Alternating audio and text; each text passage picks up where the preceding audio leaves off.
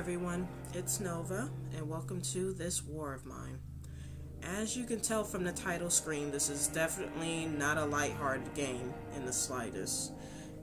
It was actually inspired by, I can't say actual events, but it was inspired by the siege of Sarajevo. I'm sorry if I butchered that pronunciation, which was a 4-year siege of a city during the Bosnian War back in the mid-90s. And the thing that I like about this game is that you basically play as a group of civilians who are trying to survive long enough until the ceasefire of this war ends. And I think with the exception of one of the civilians, nobody in the group has military experience.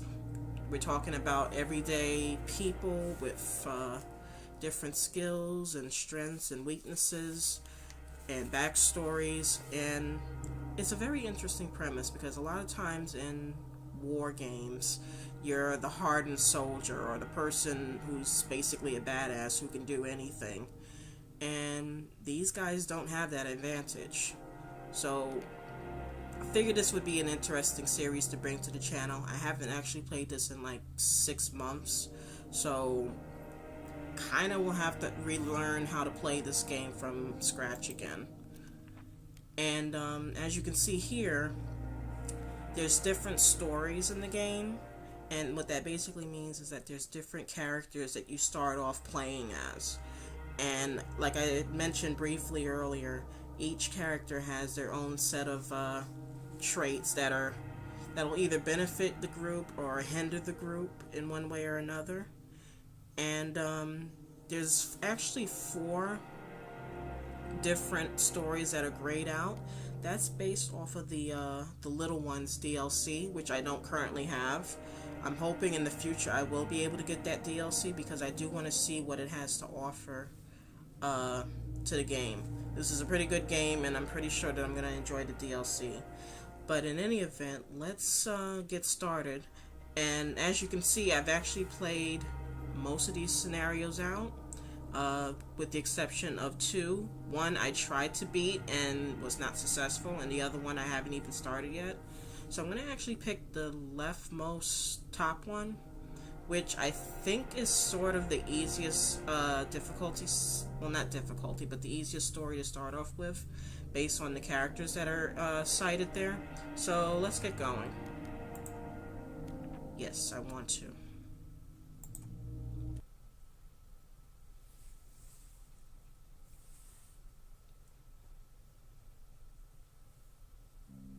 Day 1. The thing I love about this game too is the design. Like, it looks like a pencil sketch, and it's a side scroller too, so very, very unique appearance. Is one of the things that drew me into the game instantly. When I saw the trailer several years ago, I knew I had to get this game.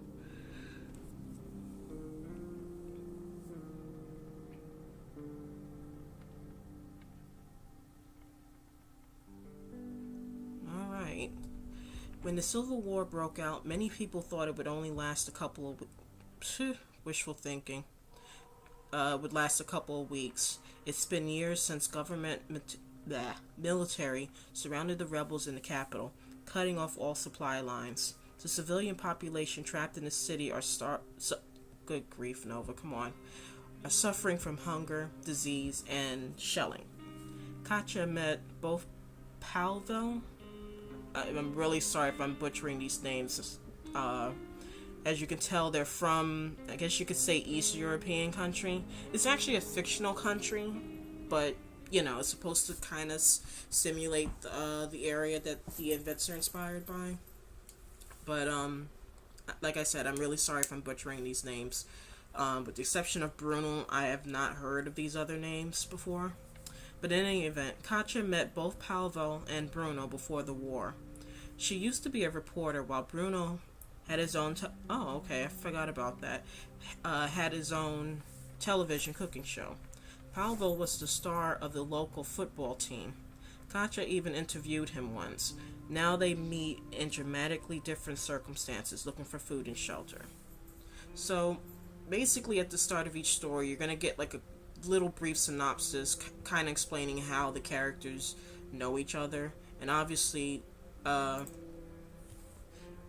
in the other stories, there'll be different ways that the characters meet. But in any event, as you can see, they're in a makeshift...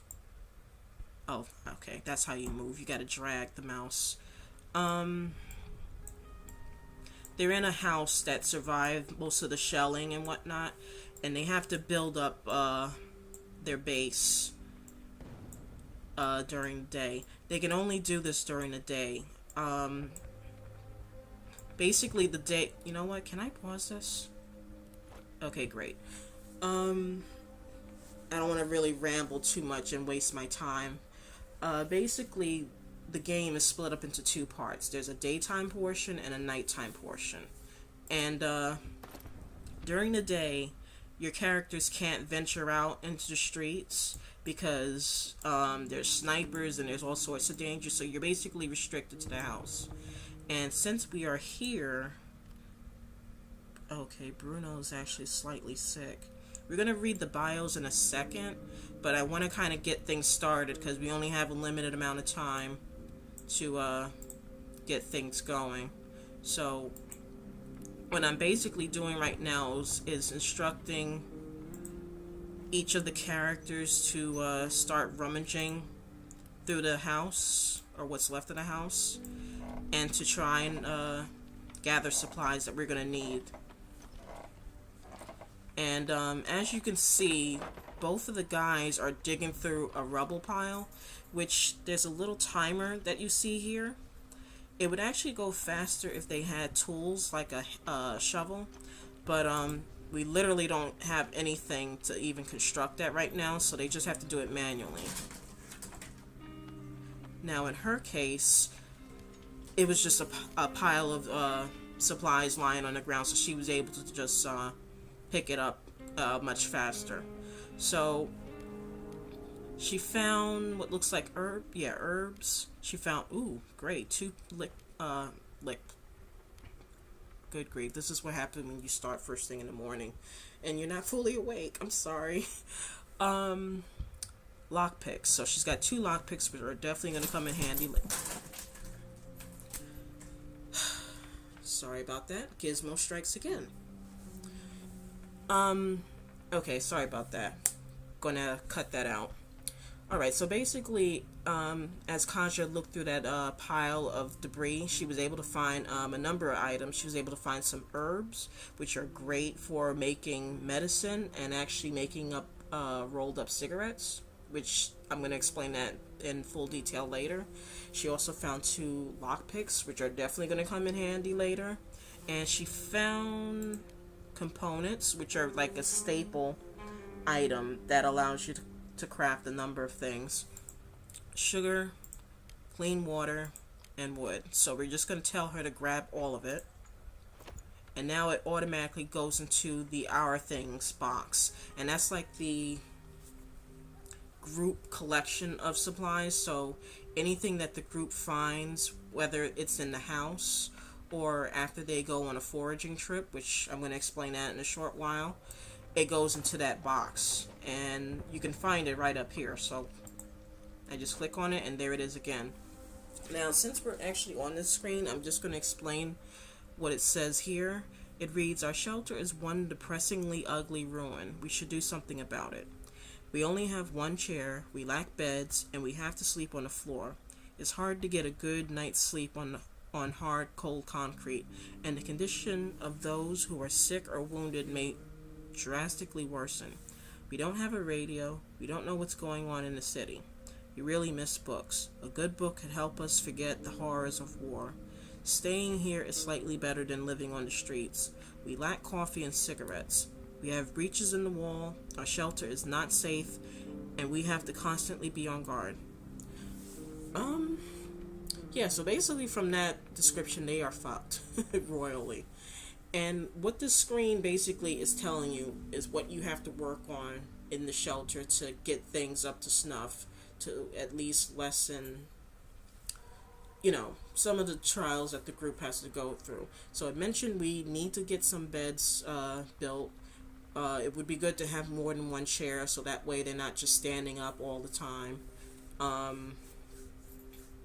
So that's like top of the line that we got to take care of.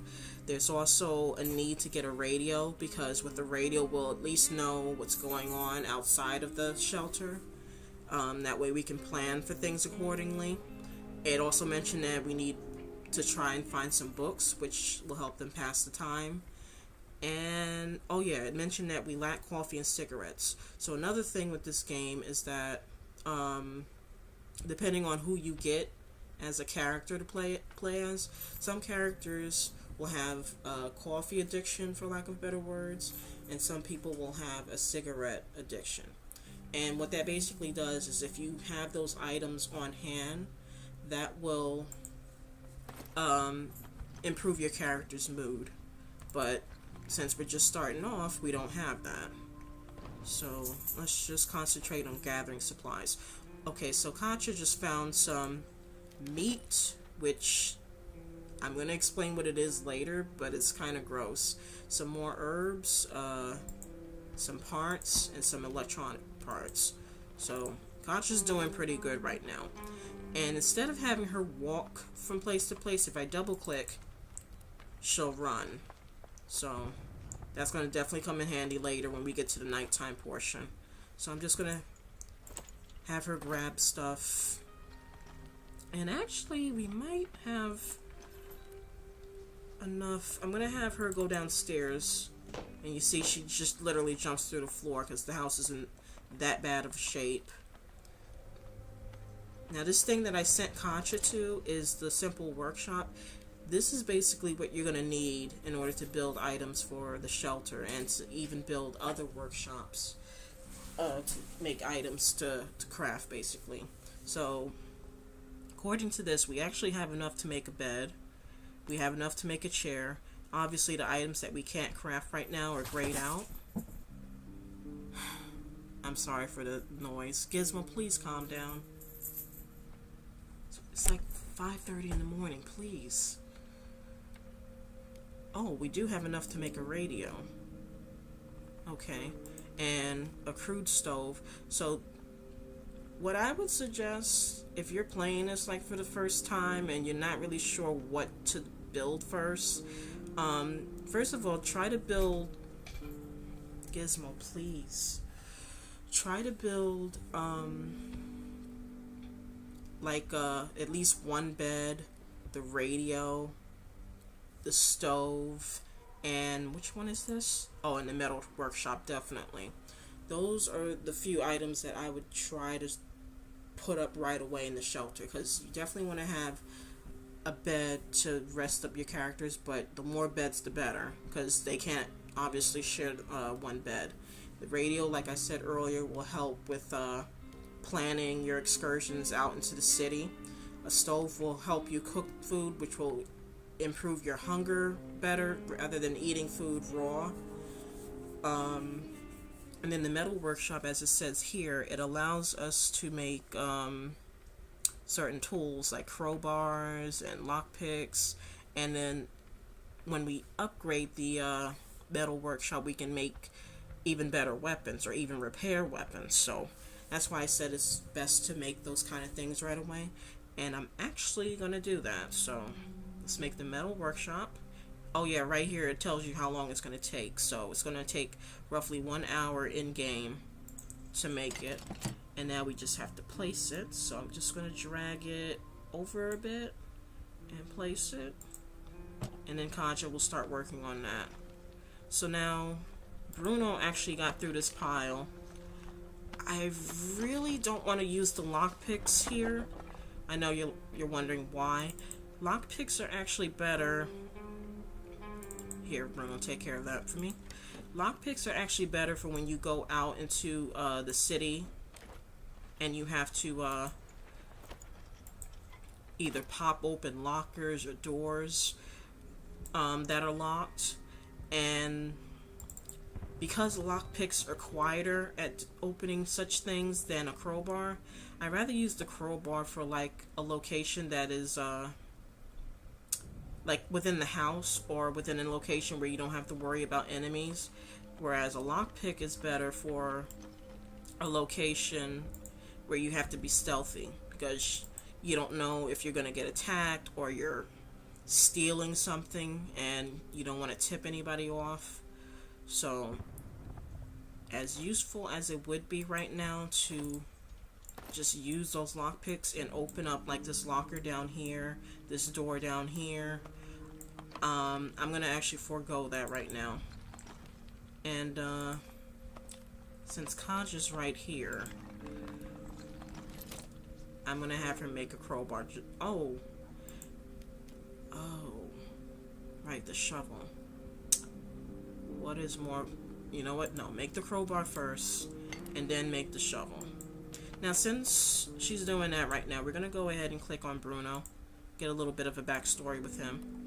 So we see his name is Bruno. It mentions that he's a smoker in orange or yellow, depending on, you know, how you see the colors. And it mentions that he's a good cook. So the good thing about that is when he goes to cook food for the group, I think he uses less supplies food-wise.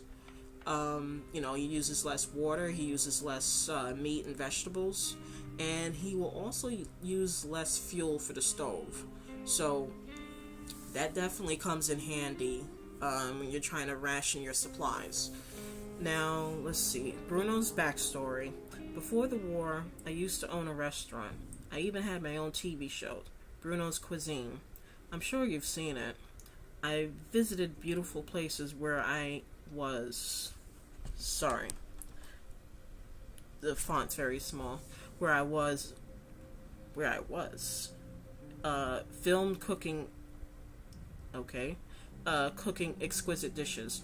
All that seemed of no importance now. Yeah, I bet. Don't you think? Nowadays, you're lucky if you get your hands on some canned meat or a bag of rice, and who knows how long this war is going to last. So, we're going to pop into these bio pages regularly, because as events happen throughout the game, it will change, like the character will make comments about it, you know, whether or not he or she approves of what happened, or, you know, whether or not they're depressed about something. And they'll also give you more of their own personal backstory as the events go on. So it's always good to there we go. It's always good to try and check on that if you're interested. And we're gonna have to try and find Bruno some medicine because I don't want him getting any worse. So let's check out this guy. Alright, so he's a fast runner. He is definitely useful when you go out to explore the city. In this first run through the game, I think I'm going to use him to do most of the supply runs, unless we somehow get another person to join our group that's actually better suited for the task. Because in case he has to run for it, or, you know, he's just, I think, a better choice for the task. Alright, so his backstory.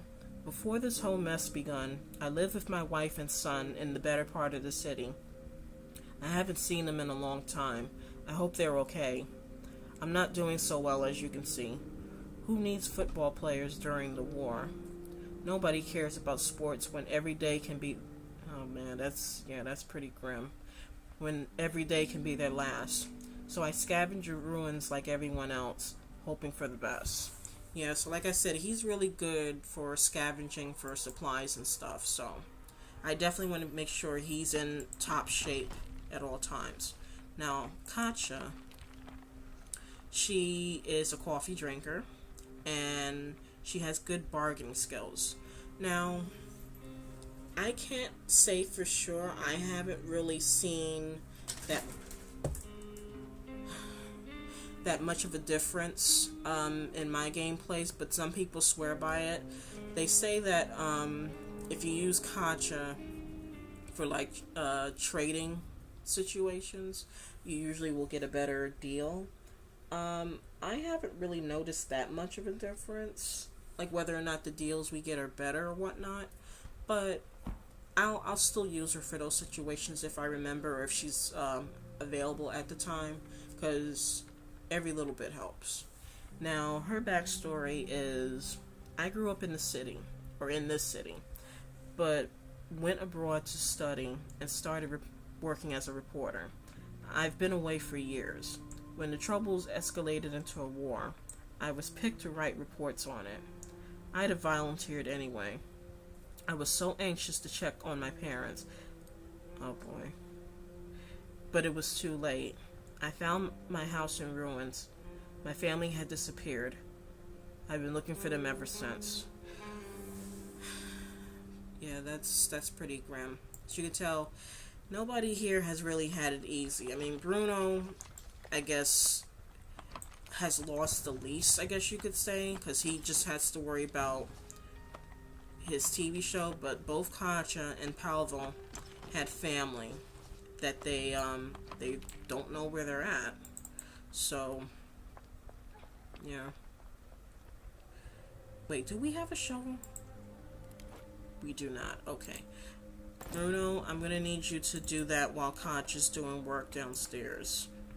So yeah, this game has a bit of micromanaging, but if you can kind of stack... Aw, crap. We don't have enough. Shoot. Okay, I need one more component in order to make a shovel. Alright, maybe Katja will find some in the... Oh great, there's books. Okay. And medicine. Oh, okay. Definitely take that. Okay. Alright. We're just gonna have to manually dig through these piles then. Alright, no harm, no foul. It'll just take a little bit longer. I'll have her and Paolo work on the stuff upstairs. So like I said, the day is split up into two parts. There's a daytime and an evening part. And I think the daytime portion lasts until 8 o'clock at night. And you can tell when time is getting almost up, because the clock will start ticking audibly. Like to let you know, hurry it up. If you want to do anything before, yep, see, there we go. It starts ticking 10 minutes to 7. So I got another hour if I want to do anything. So I know Bruno's not going to dig through this pile before nightfall, but maybe Katja. I wasn't paying attention if we had enough stuff. I'm hoping she can maybe craft a... Oh crap, I went to the wrong one. Shoot. Darn it. Okay, we don't have enough. Alright, so there's that. Alright, so that's going to wrap it up for the daytime portion. Now we're at nighttime.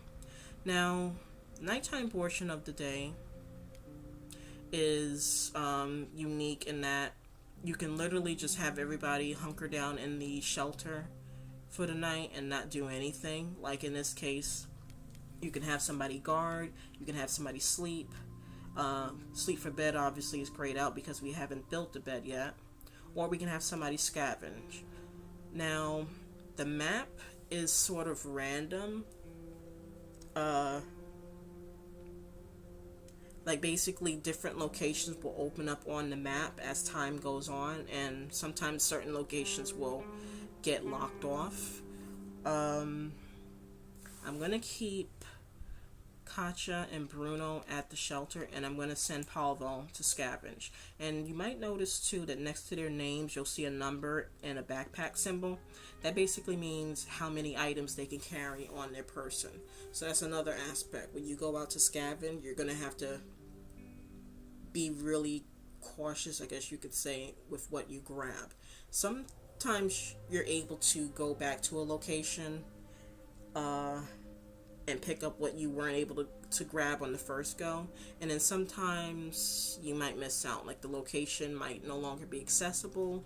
Or I think, I might be wrong, maybe don't quote me on this, but I think if you're away from a location for a certain amount of time, other scavengers will come and pick up the supplies. So if you saw something that was really important, it's best to grab it on the first go, and then the less important stuff, you can theorize, okay, I can leave this here, and hopefully if I come back on another trip, it'll still be there.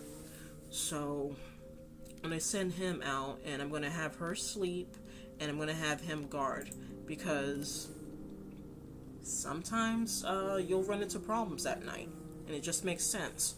So there's actually 3 locations open on the map. We have the abandoned cottage, which is the closest to our shelter, the ruined villa, and the quiet house. And each location will have a brief synopsis, kind of giving you an idea of whether or not you have to be more cautious than usual and what you'll find. So at this abandoned cottage, it says a family barricaded themselves in this house, but despite their efforts, looters got inside. It's been abandoned ever since. Still, we might find some useful things that the looters overlooked or left behind. So they're telling me that there's a lot of food there, there's a huge amount of materials, some meds, lots of weapons, and lots of parts. That sounds like a no-brainer, but we're going to check out the other ones just so that we got an idea of what we're dealing with. So the ruined villa, they say some people still live there, against all odds. They must have some supplies stocked, like canned food and possibly bandages or medicine, but they don't want to trade. If we're desperate, we could try to steal from them. Excuse me. So again, lots of food, huge amount of materials, lots of meds, huge amount of weapons, huge amount of parts. Sounds promising, but the fact that they said that there's somebody still living there means that you run the risk of,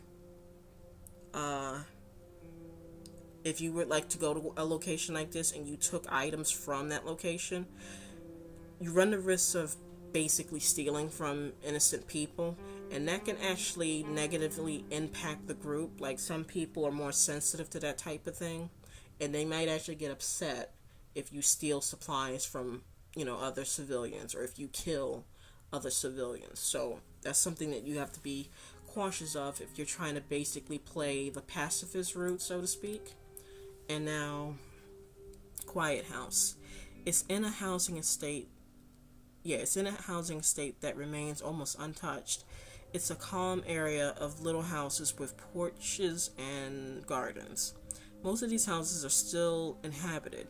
People are trying to lead normal lives here.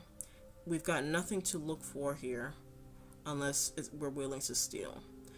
So lots of food, lots of meds, lots of parts. And similar to the ruined villa, we run the risk of basically hurting innocent people if we choose to go there to loot.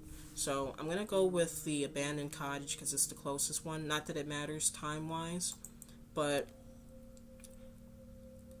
I personally try to avoid robbing other people unless I'm really screwed over. So let's click prepare.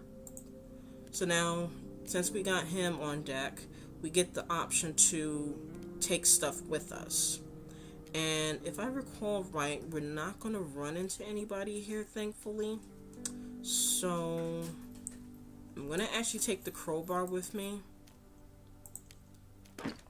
And I'm going to pray to God that nothing happens at the shelter while I'm gone. Basically, the crowbar could double as a weapon if you needed to.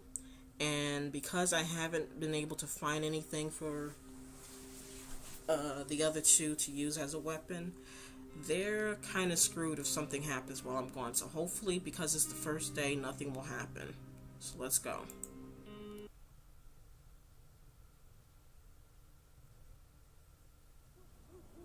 Alright. The looters must have been in a hurry. There's still a lot of stuff left. I'm sorry, it's like I have to zoom in so that I can see the text, because it is kind of hard to read. I have it windowed so I can keep an eye on my recordings. But yeah, as you can see, it's nighttime in this house. Wait, go back up. Now, as you can see, we got another option, and we have a peek option. Very useful if you're in an area that you're not familiar with and you don't know if there's enemies on the other side of the door. Better to look and make sure you're not charging into an area that's going to get you wounded or worse. So, lots of components here.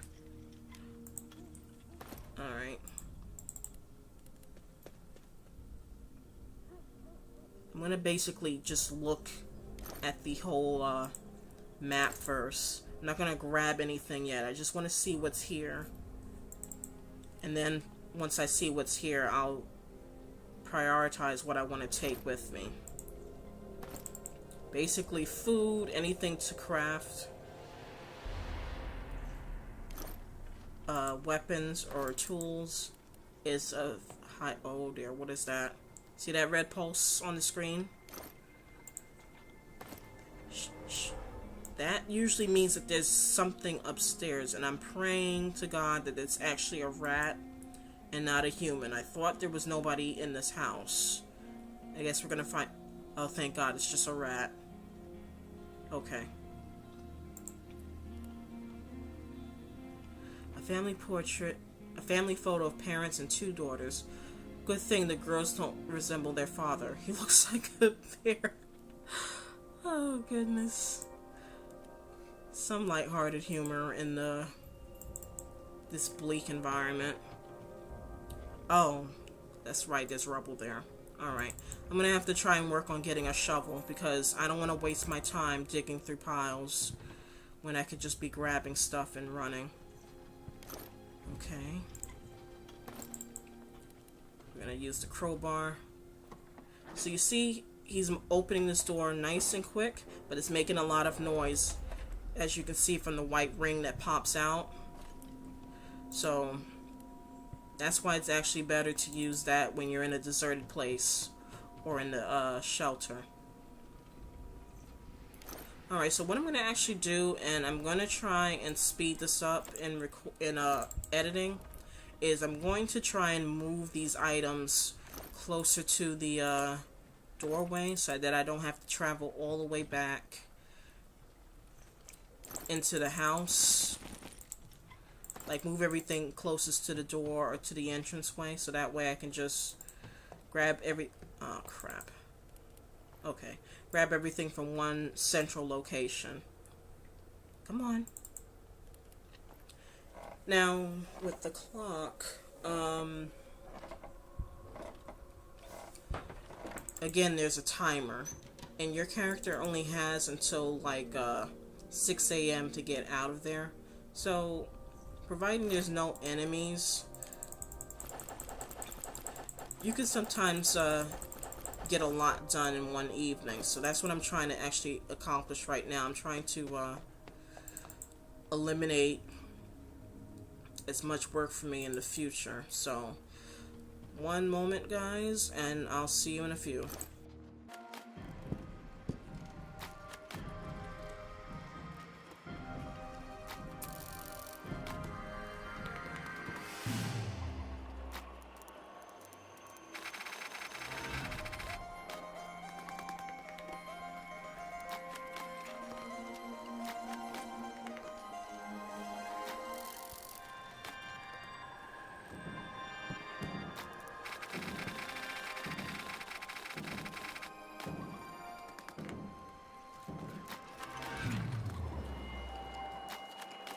Alright, so the only area that I have to worry about now in the future is the basement and where we saw that locker towards the rear of the house. And we got a good collection piled up here. We got some meds, we got some cigarettes, we got some vegetables, we got some fertilizer, some raw food, which is basically meat, some herbal meds, and then we got a lot of components, some empty shell casings, sugar, water, wood, and what is this? Weapon parts.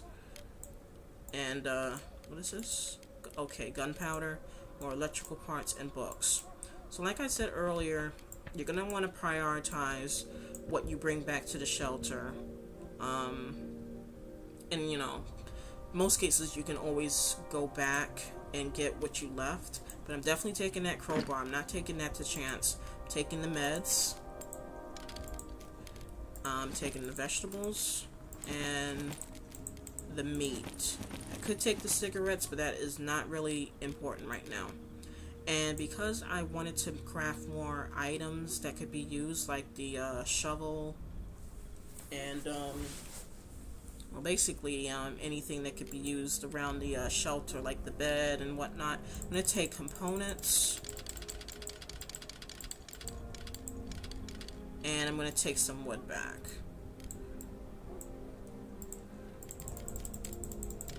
Alright, and you can only make one trip per night. So, like I said, you definitely want to prioritize what you want to take. So, another trip will explore the basement further, and we're going to get rid of this rubble pile and see what's in that locker. But for now, let's get out of here. Alright, so he made it back in one piece. Now, I forgot to mention too, there is permadeath in this game. So if you mess up during a nighttime mission, and the game crashed. Lovely. That's a thing. Okay, sorry about that, guys. Just as day 2 was starting to transition, the freaking game crashed. Go figure. I got the medicine. I hope it'll help. So yeah, sometimes your character will comment on whether or not he or she was able to get something that another character needs. So if I recall right, yeah, Bruno was the one that was sick. So that's why Palvo was like, I got the medicine. So, and we now see that basically everybody is hungry and tired. And what is she? Oh, she slept poorly. Yeah, because she slept on the floor with no beds. But because our hero here was able to bring some stuff back, maybe we can get that taken care of. So I'm gonna have him craft a bed so somebody can rest on that and build up their energy. And you know, it doesn't really matter too tough where you put stuff, but I guess you can keep stuff kind of centralized so that way they don't have to travel as far to get the things. I don't know, in previous gameplays I like to put it upstairs for some reason, but there's no real, you know, Gizmo please, there's no real need to put it in a special location. So I'm gonna actually put the bed in the living room area, or what I think was the living room area, so that way they're close enough to the food. And Katja now has enough to make. Oh, okay, right. If you have more than enough supplies, if you hit the plus symbol or the minus symbol, it allows you to craft more than one item. So that's useful to save time rather than constantly clicking to craft things. And then obviously this adjusts so that you can you know, if one shovel obviously took 1 hour to make, 2 will take 2 hours to make. So I'm gonna actually craft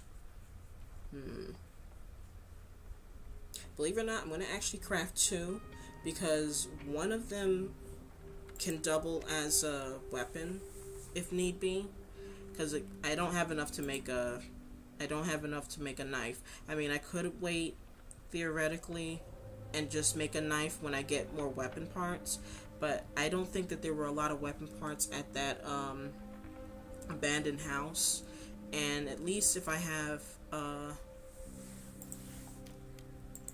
shovel, like I said, it could double as a weapon in addition to you know, being able to remove rubble piles quicker. So it's not a total loss. What else can I do in the meantime to save on time? I definitely want to try and work on getting the workshops upgraded, because if I upgrade the basic workshop here, or the simple workshop as it's called, I could then start working on repairing the shelter, because they did mention that you know what, Bruno, I'm gonna have him rest. I should actually have our fast runner resting, but he's in a better state. So, oh right, crap, how do I give people medicine? Do I just click? No, wait. Oh, he's not that bad off where you have to feed him. Sometimes if a character is very injured or very sick, they can't, like... Well, I mean, theoretically, you can drag them out of bed to get the medicine, but it's not like they're in such a bad state that the other characters can nurse them back to health. So I'm going to actually have Bruno get back up. I'm sorry, I know you want your cigarettes, but that's not important right now. Alright, he's going to apply the medicine to himself. And as you can see now, it says he's on meds.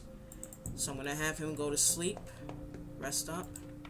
And I'm going to have Katja, I know that's probably not how you pronounce it, I'm going to have her dig through this rubble pile, which is now going a lot faster. And I'm going to have him, or this guy, go up here and do the same thing. Alright. And you're going to go and pop this open.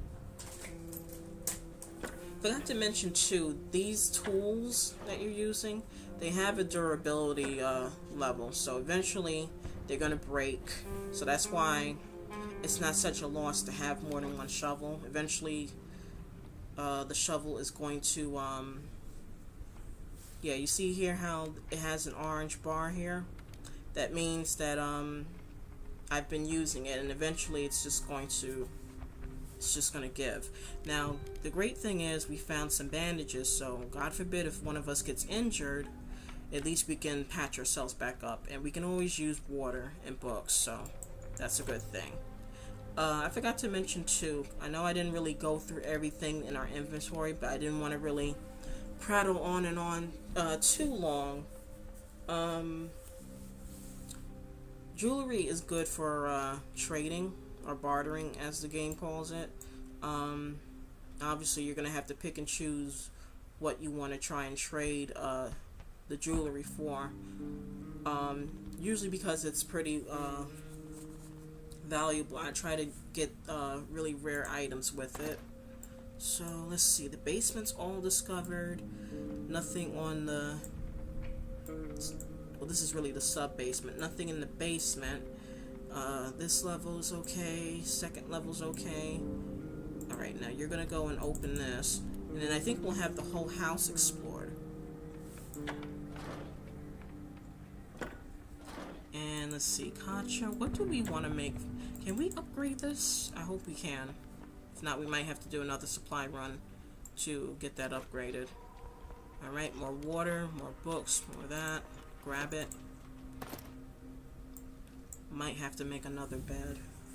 Actually, I know we have to make another bed. And we don't have enough. We're going to need more wood, and we're going to need more components. Alright, so...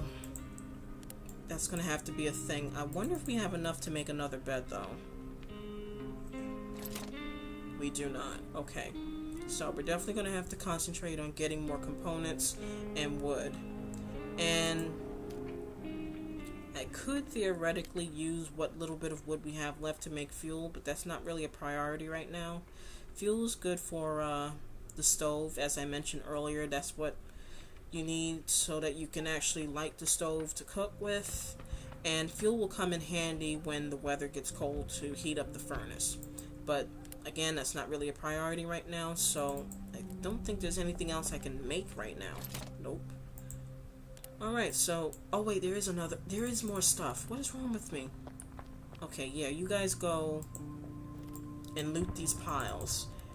And after you get whatever's there, I think that's going to call an episode. So, let's see. Ooh! Oh my god, perfect. Okay, okay. Second thought, go downstairs right now and craft another bed. Okay, great. You take that. I know I'm still gonna need stuff to upgrade these workshops, but we definitely could use another. Or should I make the radio? Is there enough for both? Let me see. 6 and 8, 7 and 2. I think there's enough to make the bed. And where am I gonna put this one? Okay, I can't put it there. I'll put this one here. Okay, you work on that. And now you hustle.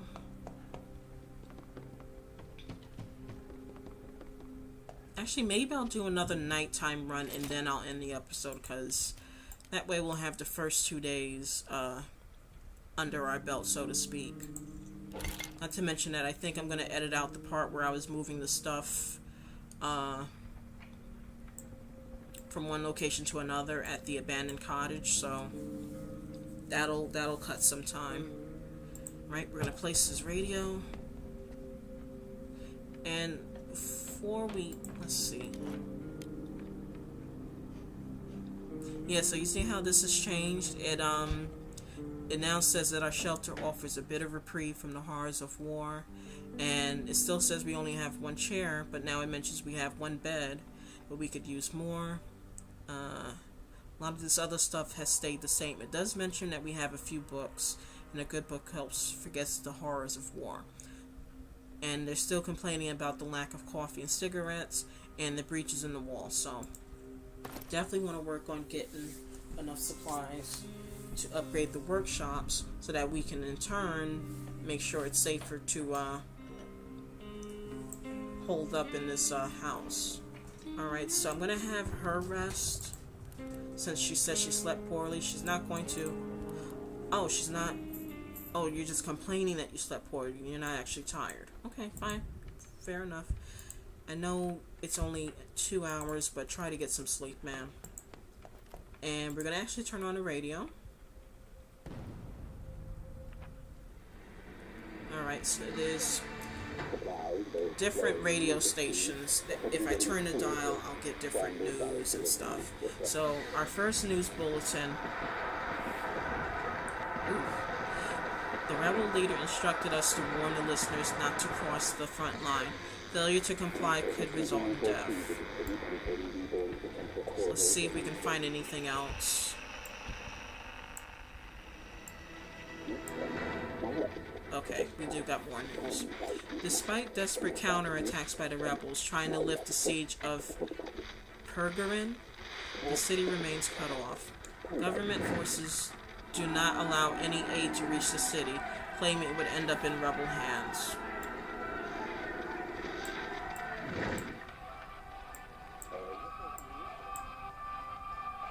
And that's a random music station. And I think that's all I can get on the radio for now. Wait, hold on. I might be wrong. Okay, we got the weather report. The upcoming day should still be nice and warm, perfect for a stroll in the park. Or a bullet in the head. Crazy. Alright, so that's what the radio is useful for. You can find out whether or not the weather is going to change, and whether or not a certain area on the in the city is going to be dangerous or not. So, alright, we got the 2 guys resting right now. And sometimes this will happen. You basically... Wait, is this another pile of stuff? Oh no, it's just a chair. Okay, so I could just theoretically let the timer run out, but I'm going to actually click end day so we can just jump to the evening portion. And I normally would not advise doing that unless you literally have nothing else to do during the day, like you have everybody else resting, or you can't craft any more items. So only click that button unless you literally want to jump to the nighttime portion. Otherwise, you can't go back. There's no rewind button. It's just the end of day button. So now we actually have two new locations that have opened up. We have the Shelled School and we have the supermarket. The other thing that I think I forgot to mention earlier, maybe I did. If I did, I'm sorry if I'm repeating myself. There's a lot that I'm remembering as I'm playing this game again. I did mention that the map is random, so different locations will pop up on the map, but then there's different scenarios. So I'm gonna click on the supermarket, for instance, and it says this supermarket is located in the area remaining under military control, but people are still trying to scavenge it for supplies. We can expect to meet other scavengers there, so it's probably best not to get in their way. Some doors might still be locked. A crowbar could come in handy. So obviously for a supermarket, lots of food, lots of meds, huge amount of weapons. That's oh right, because it said it was under military control. Huge amount of parts, and caution advised. So if I recall right, there are two different scenarios at the supermarket. The one that I'm hoping that we get this time around is basically that there's other survivors rummaging the supermarket looking for supplies. They won't harm you unless you harm them. And then there's another one which I don't really want to spoil it if you haven't played the game, but it's not a easy one if you're not properly prepared, which I know I'm not, so I'm really hoping that we get the other scenario. And then we have the shelled school, which just sounds depressing. The school has been shelled several times. Unfortunately, most of the cellars have collapsed, so it might be a good idea to bring a shovel and maybe some other tools. They say some homeless people have taken refuge in the building, inside the building. So there's a little bit, well, not a little bit of food, some food, huge amount of materials, lots of meds, and lots of parts. So,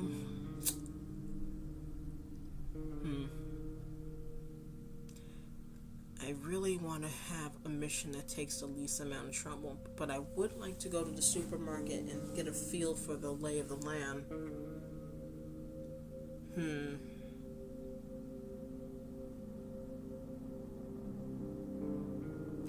I think, oh boy, I really hope I don't regret this. Alright, I'm gonna have her sleep, and I'm gonna have him guard. They're gonna have to rotate, unless we get another person in the group. I like to have at least two people on guard and then one person rest. That way, if something happens at the house, there's more than one person there to help protect the place. I'm gonna actually go to the supermarket. I pray to God that I'm not making a bad mistake by doing that. So, alright, so I'm gonna just take the crowbar with me. Maybe I should take the shovel, but then there won't be enough weapons to go around.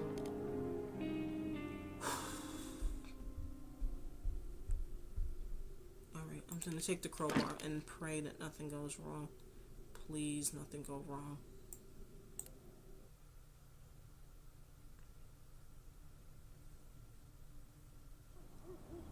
Oh, thank God. Okay. Luba, you take the downstairs. Got it.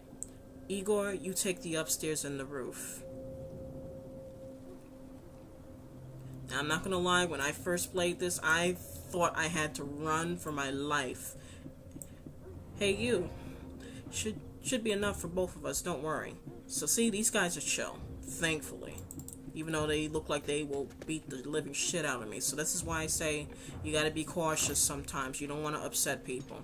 Now, I know I said earlier you normally want to try to prioritize the stuff that you pick up, but because there are other scavengers here, if I don't grab the stuff now, they're gonna take it before me. So canned food, vegetables, that stuff, I'm sure as hell gonna take it. The stuff that's less important, I'll leave behind. Like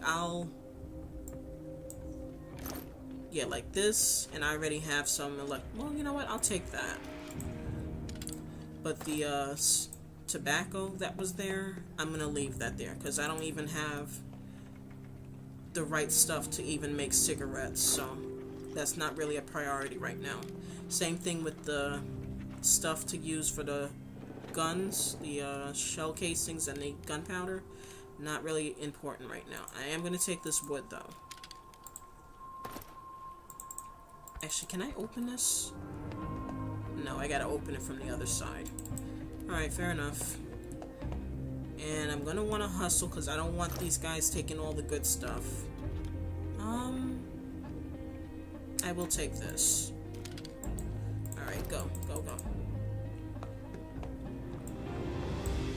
That's another thing. The music in this game, freaking awesome. Really gets you in the mood.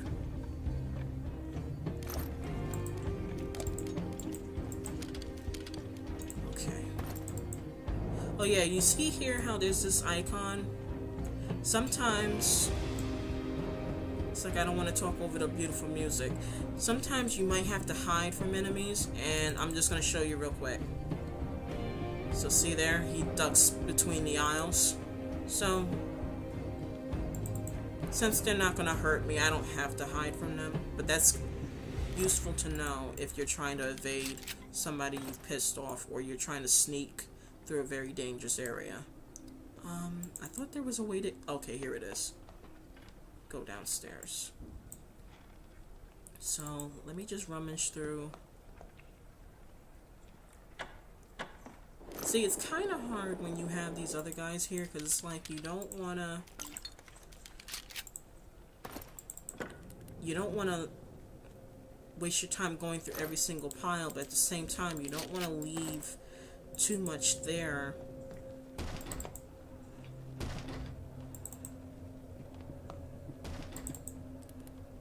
I'm sorry, I lost my train of thought. But basically, you want to try and grab as much as you can when those guys are around, because, like I said, if they find it before you do, then that's that. They're not going to, don't worry, I'm not going to mess with you. Calm down. Okay, let me leave this one here.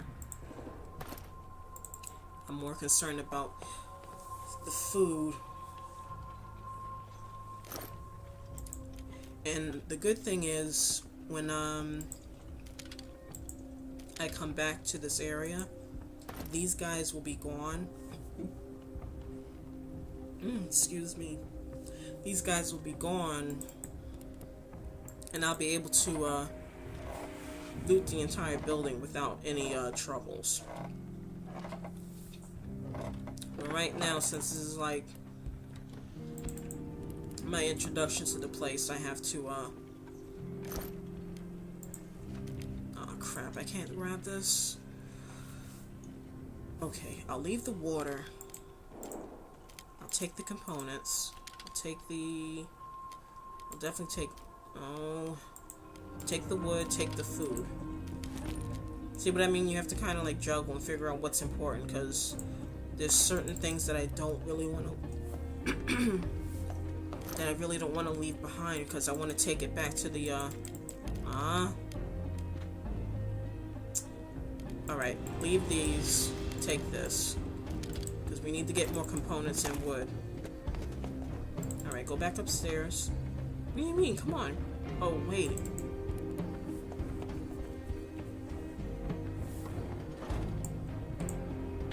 I got a feeling that since this was locked, it's probably going to be weapons.